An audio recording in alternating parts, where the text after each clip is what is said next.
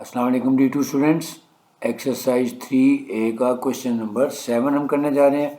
आपको दोबारा बता देता हूँ कि D2 math revised updated 7th edition exercise 3A का लास्ट क्वेश्चन है, क्वेश्चन नंबर 7।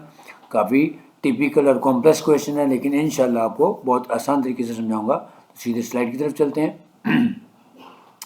क्वेश्चन नंबर 7 ये आ गया आपके सामने। इसको थोड़ा स्टडी कर लेते हैं ताकि क्वेश्चन अच्छी तरीके से समझ आ जाए। A shopkeeper buys 300 identical articles at a total cost price of ₹rupees 1500। यानी 300 आइडेंटिकल आर्टिकल्स एक ही जैसे आइटम्स खरीदी हैं और उसकी ओवरऑल कॉस्ट है, cost price 1500। He sells 260 articles at a price that is 20% above the cost price. यानी इन 300 यूनिट्स में से 260 यूनिट्स उसने बेच दिए और उस पर 20% का गेन या प्रॉफिट कमाया। Each of the remaining articles is sold at a price that is 50% above of the selling price of each of the 260 articles। यानी अब 300 में से जो 260 आर्टिकल्स बिक गए तो बाकी रह गए हमारे पास 40 आर्टिकल्स। अब उन 40 आर्टिकल्स पे उसने जो उसकी सेलिंग प्राइस थी, यानी ये वाली 20% ऐड करने के बाद उस सेलिंग प्राइस पे फर्दर 50% प्रॉफिट गेन किया।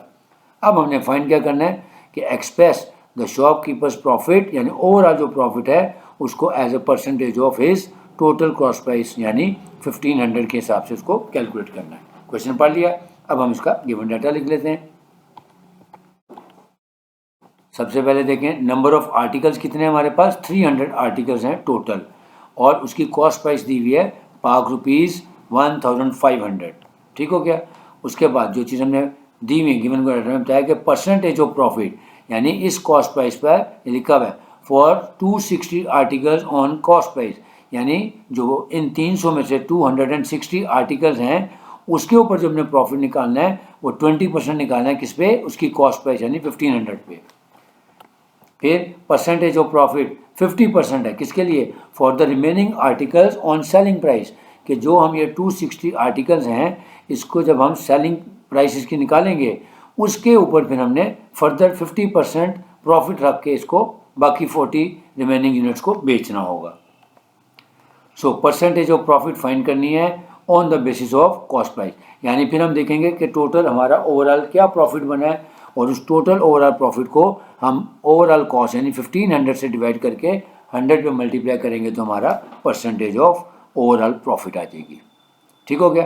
क्वेश्चन को पढ़ लिया, सारा डाटा लिख लिया, अब हम इसको सॉल्व करते हैं। नेक्स्ट स्लाइड पे चलते हैं। सबसे पहले हम वर्किंग करेंगे कि हमारे पास कॉस्ट प्राइस पर आर्टिकल क्या आएगी, क्योंकि टोटल कॉस्ट थी हमारे पास 1500 और 300 आर्टिकल्स थे, इसलिए पर यूनिट कॉस्ट या पर आर्टिकल कॉस्ट आ गई ₹5।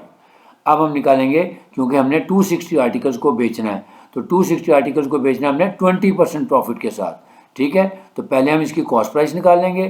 तो इन 260 आर्टिकल्स की कॉस्ट प्राइस आ गई ₹5 मल्टीप्लाइड बाई 260, क्योंकि एक यूनिट हमें ₹5 का पड़ रहा है और 260 यूनिट्स हमने बेचने हैं, तो इसकी कॉस्ट प्राइस आ गई 1300। अब हम देखते हैं कि हमारा परसेंटेज ऑफ प्रॉफिट इस पर कितना आना था, 20%। तो फैक्टर बना लेते हैं, 100 + 20 ओवर 100 किया तो 1.2 हमारे पास फैक्टर आ गया।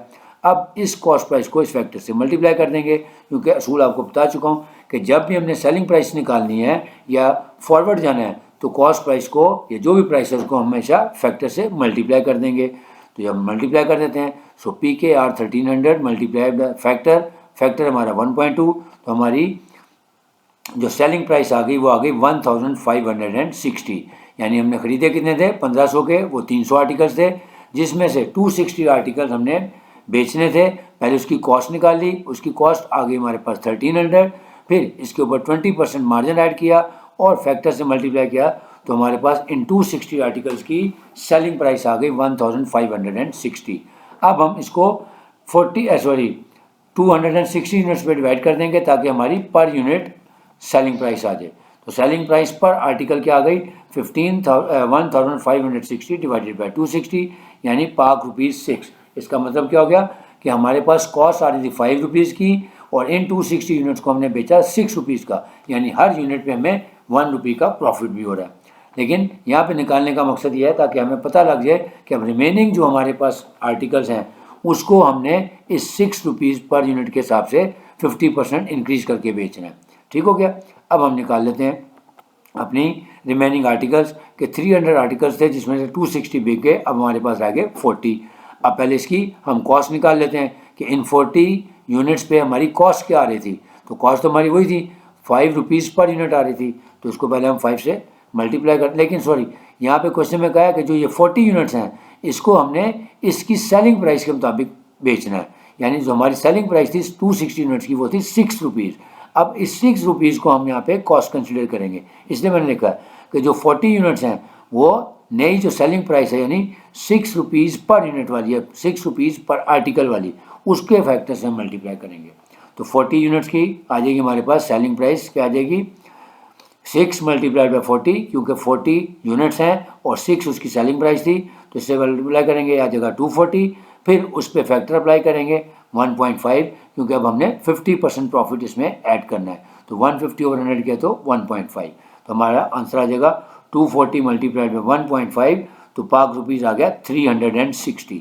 अब हमारे पास सेलिंग प्राइस आ गई दोनों तरफ से कि फर्स्ट 240 यूनिट्स में तो फर्स्ट 260 यूनिट्स थे, उस भी हमारे पास सेल्स की अमाउंट आ रही है 1560, और जो रिमेनिंग 40 यूनिट्स बेचे हैं उसमें हमारे पास पाक रुपीज़ आ रहे हैं, सेलिंग प्राइस आ रही है 360, तो टोटल सेलिंग प्राइस हमारी आ जाएगी 1560 प्लस 360, पहले इनको ऐड कर लेते हैं। सो टोटल सेलिंग प्राइस हमारे पास आ गई 1560 प्लस 360 किया तो 1920।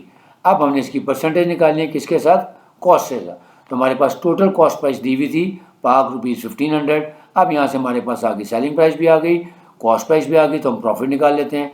सो profit is equal to PKR 1920 minus 1500, यानी 420, PKR 420 का हमारा प्रॉफिट आ गया। अब हम इसकी परसेंटेज निकाल लेंगे। So required percentage is equal to profit divided by CP, क्योंकि CP से इसलिए कर रहे हैं क्योंकि क्वेश्चन में बताया है कि ओवरऑल जो कॉस्ट होगी उस पर हमने परसेंटेज निकालनी थी। तो प्रॉफिट है हमारा 420 और कॉस्ट है हमारी, टोटल कॉस्ट ओवरऑल कॉस्ट थी 1500, तो 420 ओवर 1500 मल्टीप्लाइड बाय 100 किया तो आंसर आ गया हमारे पास 28%। सो इस सारे क्वेश्चन में जो हमें ओवरऑल प्रॉफिट मिला है वो 420 रुपीज़ का है, और अगर हम उसको परसेंटेज में देखें तो वो टोटल कॉस्ट प्राइस का 20% के इक्वल है। उम्मीद है क्वेश्चन समझ आया होगा, काफ़ी ट्रिकी क्वेश्चन था, लेकिन मैंने आपको कोशिश की कि बहुत आसान तरीके से समझाऊं, फैक्टर्स वाले मेथड से आपको समझाया। अगर आप कहते हैं तो इसको थोड़ा सा रिवाइज कर लेते हैं कि इसमें हमने करना क्या था, कि हमारे पास 300 आर्टिकल्स थे जो हमने परचेज किए थे, उन 300 आर्टिकल्स की कॉस्ट दी हुई थी, कॉस्ट दी हुई थी हमें 1500, ठीक है, और उसमें से 1500 में से 260 आर्टिकल्स को हमने बेचा 20% मार्जिन के साथ, और फिर जो रिमेनिंग आर्टिकल्स बच गए उनके ऊपर 50% हमने मार्जिन रखा या प्रॉफिट रखा, लेकिन वो किस बेस पे, कॉस्ट प्राइस की बजाय सेलिंग प्राइस पे। तो अब हमने ओवरऑल परसेंटेज ऑफ प्रॉफिट निकालनी थी कॉस्ट प्राइस की बेस पे। तो सबसे पहले हमने ओवरऑल कॉस्ट निकाल लेनी है।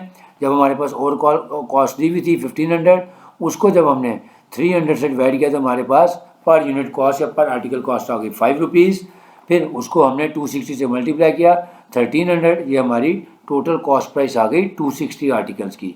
फिर उसकी हमने प्रॉफिट मार्जिन रखा उसमें 20% और फैक्टर बनाया, उस फैक्टर से मल्टीप्लाई किया तो हमारे पास 260 आर्टिकल्स की सेलिंग प्राइस आ गई 1560। फिर हमने उसको 260 पे डिवाइड करके वहाँ से पर यूनिट सेलिंग प्राइस निकाली, वो आ गई पाक रुपीज़ 6। अब जो रिमेनिंग यूनिट्स थे 40, उसको हमने मल्टीप्लाई करना था फैक्टर से, तो उसकी सेलिंग प्राइस आई थी पर यूनिट की 6, उसको फैक्टर, नया फैक्टर जो हमारा 50% वाला यानी 1.5 से मल्टीप्लाई किया तो हमारे पास जो इसकी सेलिंग प्राइस आ गई 40 यूनिट्स की वो आ गई 360। तो फिर हमने टोटल सेलिंग प्राइस निकाली 1560 प्लस 360 किया तो 1920, टोटल कॉस्ट थी हमारे पास 1500, यहाँ से हमने प्रॉफिट निकाल लिया 420, और फिर हमने रिक्वायर्ड परसेंटेज निकाल ली 420 divided by 1500 multiplied by 100 which is equal to 28%।